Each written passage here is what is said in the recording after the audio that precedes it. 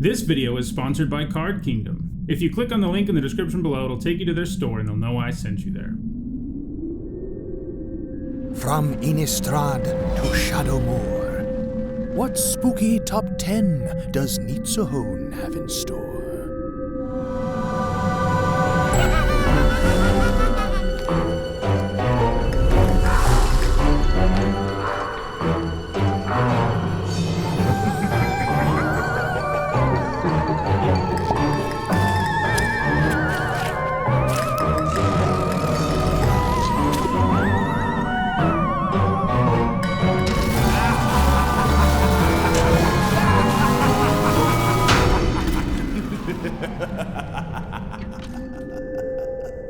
Hello everyone, I'm Nitsuhone, and it is Friday, so that means it's time for another MTG Top 10.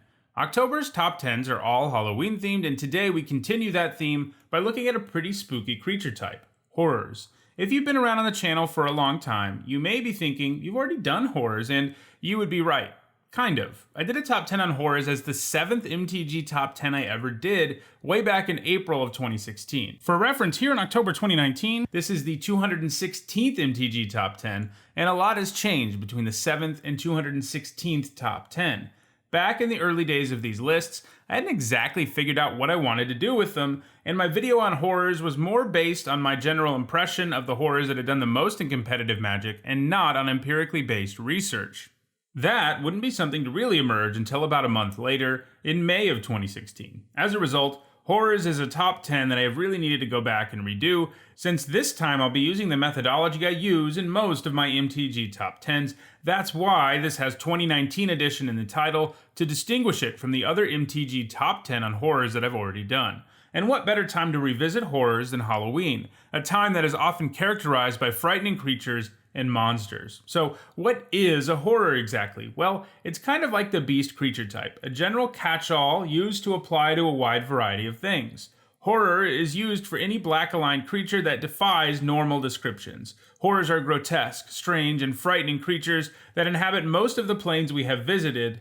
And as we go through this list, we will talk about some of these planes and what horrors are like on each of them. In all, there are 225 horrors, and in this video, we're going to look at the 10 that have left the biggest impact on competitive Magic. Before we get started, a quick reminder on how I score cards in these videos. A Pro Tour or Mythic Championship top 8, as well as a Legacy or Vintage Championship top 8 is worth 2 points, and a Grand Prix top 8 is worth 1 point. Alright, let's move to number 10. At number 10, I have Gnarled Dryad, which is from Eldritch Moon. In Shadows over Innistrad block, there are a lot of horrors that are not the usual black color, and they usually feature 2 creature types. This is because many of the horrors in that block receive the creature type as a result of Eldrazi influence, and they tend to represent creatures who are in between being fully organic creatures as they had once been, and becoming a full-blown Eldrazi. And this Dryad is one of those, as you can see from its tentacles and other features. This is a nice card, because 1 mana 1/1s with Death Touch are already pretty decent, but this comes with the massive upside of being a 1 mana 3/3 with Death Touch if you can get to Delirium. In Standard, there was a whole Golgari deck that was built around getting Delirium as quickly as possible, and obviously Gnarled Dryad was a nice fit there. So far, the Dryad hasn't managed a top 8 outside of Standard. While there are plenty of decks who could easily play this as a 1 mana 3/3 in other formats, they are generally interested in doing far more powerful things than that. At number 9, it's Faceless Butcher, who also made an appearance on the first Halloween-themed MTG Top 10 this October, the one looking at nightmare creatures. Nightmare horror has got to be one of the more frightening type lines in the game, and Faceless Butcher lives up to that because it has a pretty huge impact on the game when it comes down, exiling a creature. That type of effect is always nice because you add to the board while simultaneously subtracting from your opponent's board.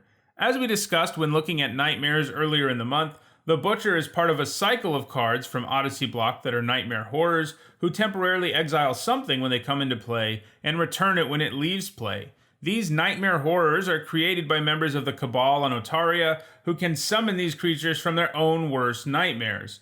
Anyway, the Butcher was played in a variety of different black decks. In block, this included blue-black aggro and mono-black control. It didn't find any success in Standard, but it did in Extended in decks like mono-black Reanimator and The Rock. Even though it got reprinted as a time-shifted card in Time Spiral block, which means it had another shot at Standard and is also legal in Modern, the Butcher hasn't seen any play since 2003. These days, we can get similar effects for a lot less mana. At number 8, I have Bedlam Reveler, a devil horror, and another creature who is in the process of being converted into a full-blown Eldrazi, like Gnarled Dryad. That's why this guy also has some strange tentacles. Bedlam Reveler is a pretty sweet spell build around in that it gets easier to cast the more instants and sorceries you have in your graveyard, and it has prowess. What really makes the Reveler a powerhouse, though, is the fact that you get to discard your hand and draw 3 cards when you play it. This is especially powerful in decks that can quickly empty their hands, or in decks that are interested in getting cards from their hand into the graveyard. In Standard, the Reveler was played in the spell-heavy Izzet Machine Gun deck, which was loaded with spells and spell payoffs like the Reveler, with the Reveler being a powerful late-game play for the deck, giving the deck more fuel and a large body.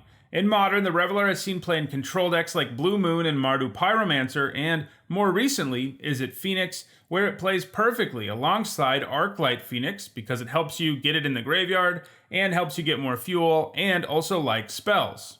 The Phoenix deck has been weakened by the recent banning of Faithless Looting, but because the Reveler had a home in Modern before the banning, I think it will continue to put up points in that format. It has also seen some play in Legacy Delver decks, which is of course also a very spell-centric deck.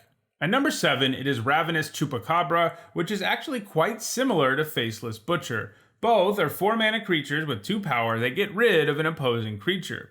The Chupacabra, though, kills it and sends it to the graveyard, not having the Nightmare clause that Faceless Butcher does. The Chupacabra is kind of an interesting card because at the time of its release and during its early days in Standard, people were really concerned that it was way too powerful of a card and would make Standard really homogenous, since why would anyone not play black if they can play the Chupacabra? In the end, the Chupacabra was not the dominant powerhouse people expected.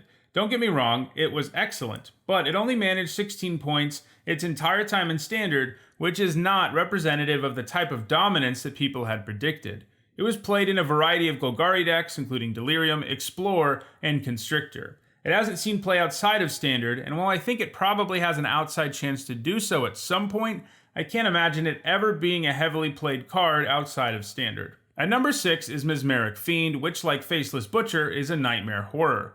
Instead of exiling a creature in play, the Fiend lets you go after your opponent's hand. This type of effect is pretty nice because it disrupts your opponent so much. Even if they do find a way to kill the Fiend later, whatever card you took is going to be something that they wanted to use at an opportune time, and oftentimes that moment has passed by the time they get it back. The Fiend has an impressive multi-format resume. It was in 4 of the top 8 decks at the Block Pro Tour in 2002, appearing in both blue-black aggro and mono-black control. It saw very little play in Standard, but has seen play in most other formats where it's been legal. In Extended, it was played in Reanimator and Suicide Black, and in Legacy, it was played in The Rock. However, it hasn't been played anywhere since 2009, and that won't change anytime soon. At number 5, it is Phyrexian Negator, the oldest horror to make this list and arguably the most iconic horror ever printed. The plane of Phyrexia is loaded up with frightening horrors, many of whom took part in the invasion of Dominaria, and Phyrexian Negator is one of those. Even by today's standards, a 3-mana 5/5 with Trample is hugely efficient, and in the late 90s in Magic, this was definitely the case. The Negator does come with a pretty hefty downside. Making you sacrifice permanents is no joke, but decks that ran the Negator were hugely aggressive and could quickly kill the opponent before the downside ever really became a problem. The Negator was an especially big problem for control decks who didn't play many creatures because they couldn't always find a way to do damage to the Negator and cause problems for its controller, at least not before it has already cracked in for tons of damage. In Standard, it was played in the appropriately named Suicide Black deck, which was a mono-black aggro deck loaded up with hugely efficient creatures who came with downsides, like the Negator. It saw more play in Extended though, where it appeared not only in Suicide Black, but also as a sideboard card in tons of other types of black decks who could bring it in against opponents who didn't play many creatures, and thus the downside of the Negator didn't come up so much. It also has a couple of points from Legacy sideboards, though it doesn't have any points there since 2007. At number 4, it is Icarid, a horror who sacrifices itself every turn. A 4-mana 3/1 with haste with that kind of downside isn't very good, but the fact that it can continuously come back from your graveyard is what has made Icarid a powerhouse over the years. Ichorid is kind of a funny card because it barely saw play in either block or standard. There just weren't enough good ways to load up the graveyard. Then, in the original Ravnica block, Wizards introduced the Dredge mechanic. Dredge today is known as one of the more broken mechanics ever, and Ichorid became a part of the first super busted Dredge decks, serving as the primary win condition for the deck in the extended format. These decks could rapidly load up their graveyard and return multiple Ichorids to the battlefield turn after turn, quickly killing the opponent.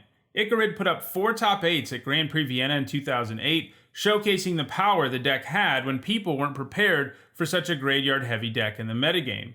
Dredge decks have continued to be a force in the Eternal formats, and Ichorid is a part of many variants of the deck, even helping to enable completely landless Dredge decks, since winning the game with Ichorid doesn't actually ever involve you spending any mana. Ichorid will continue to see play, and it may have a shot at moving up the list over the next few years. At number 3, it is Thing in the Ice, which is another card we have seen in one of the other spooky MTG top 10s this month, since it appeared on the list of the best cards from Shadows over Innistrad. Thing in the Ice can transform into Awoken Horror, which is really the only horror tribal payoff in the game so far, since it doesn't bounce horror creatures. Transforming Thing in the Ice can be particularly potent alongside other horrors.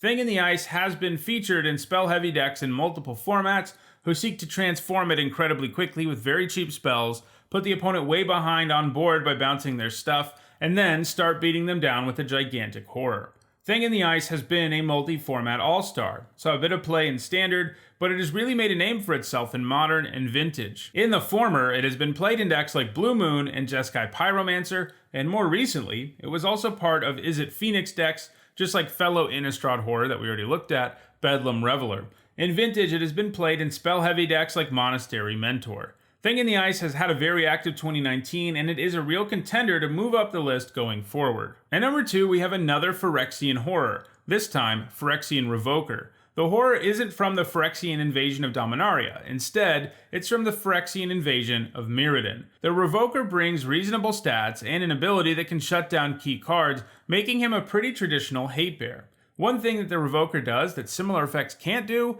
is he can also shut off activated abilities of cards that are mana abilities. He can't name lands, he isn't quite that crazy, but being able to turn off mana rocks in some formats is a pretty big deal. In addition to that, he can also do stuff that other cards like this can do, shutting down Planeswalkers entirely or turning off other cards with problematic and powerful activated abilities. Despite being legal in Standard twice, once from its original printing in Mirrodin Besieged and a second time from a reprint in Magic 2015, it has only managed 6 points in Standard. There just weren't enough powerful cards that it was useful against.